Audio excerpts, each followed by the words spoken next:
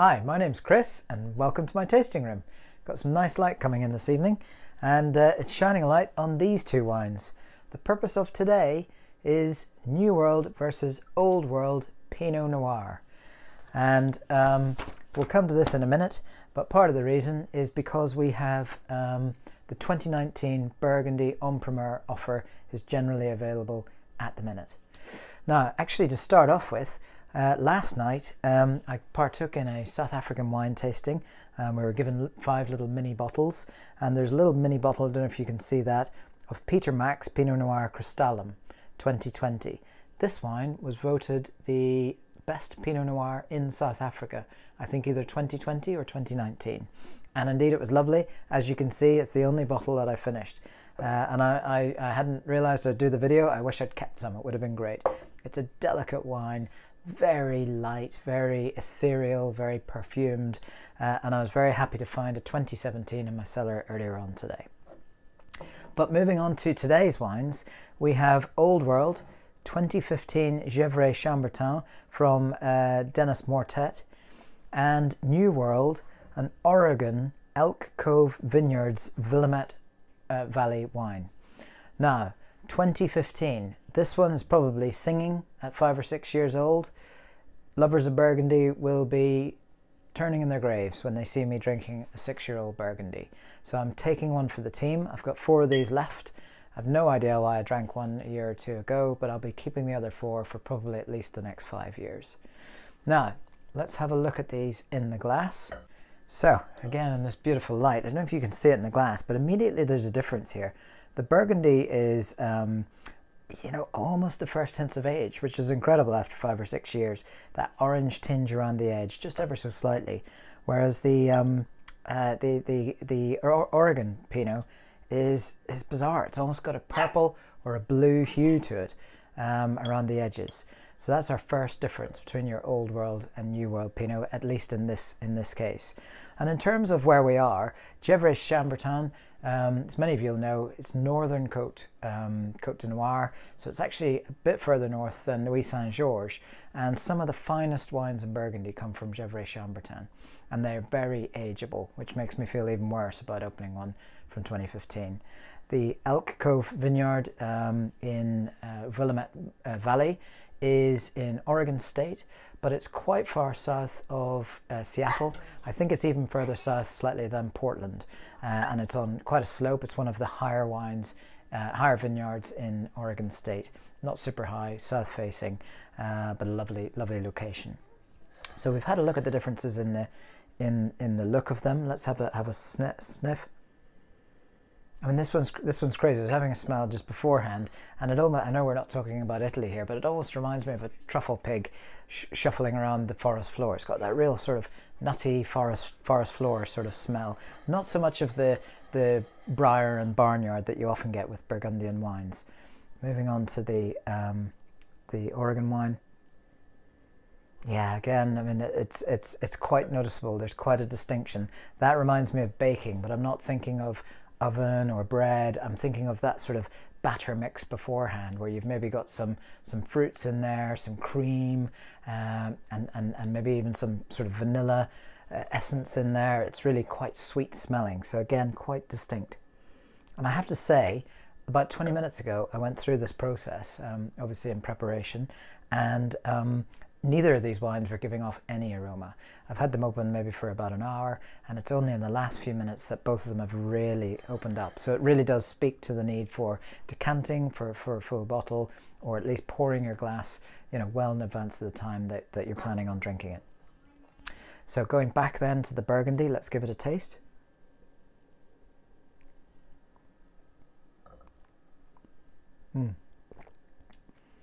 Tastes young. You know, I'm kicking myself again. I should stop saying that. Tastes young.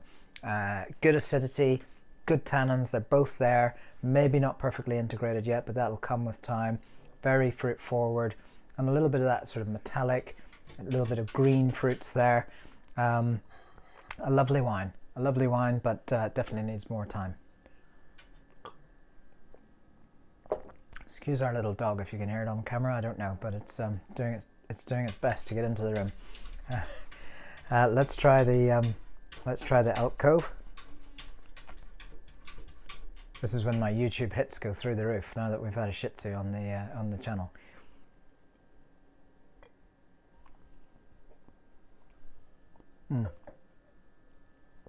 That wine, actually fuller in the mouth, much more cherry, plum, sort of red and blue fruits coming through. Quite long in the mouth, really long lasting. Delicious wine as well.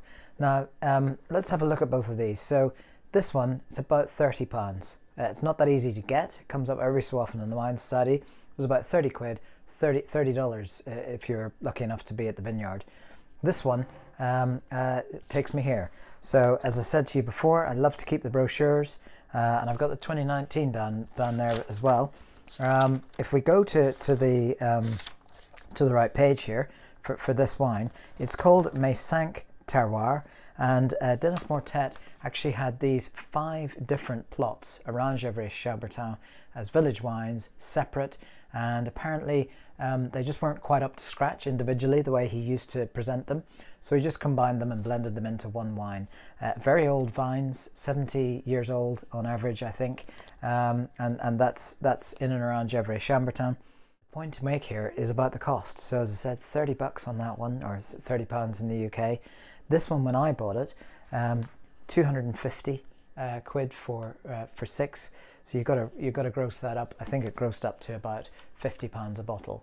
Surprised I spent that much back then. I must have been feeling flush. Now, interestingly, you bring out this year's version, 2019. I won't rumble around for the page, but in there it's gone up from 250 for 6 ex-bond, in-bond, ex-VAT to 290. So there's that continual inflation of Burgundy prices, and this is a village wine. You know, this is not Premier Cru, it's not Grand Cru. You're talking £60 in 2019 vintage for this bottle of wine from a Burgundy village level. It is a great producer, but that's a lot of wine. I'll have one more taste of these, but I'll let you in on a little secret. I did taste these. I don't often taste before the video, but I did taste them both before the video today, and our esteemed videographer served them to me blind, and I got them the wrong way around. And I think that says everything about these wines. I'm just going to have a little slurp and then I'll finish that point.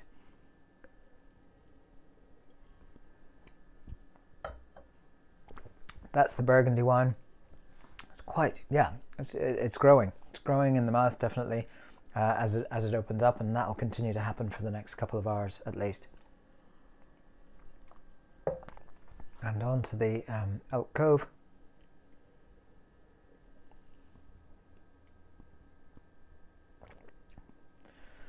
Yeah, so as I said, the blind taste got them the wrong way around, and when I do that, I could easily see that happening. There is not a huge distinction between these wines. They are subtly different, but I would say there's more difference in their aroma and almost in their look than there is necessarily on the taste. I think that is more acidic, more fruit forward. That is better rounded. It's got that sort of hotter, slightly, you know, that kind of toffee feel you sometimes get from New World wines, but only just. But by and large, if you didn't know and you were just given the glasses, you could easily get them the wrong way around, he says, justifying his mistake. But the important thing that I'm taking from this is, in terms of Burgundy, Old World versus West Coast Pinot Noir in the United States, at half the price, this, for me, is the better wine.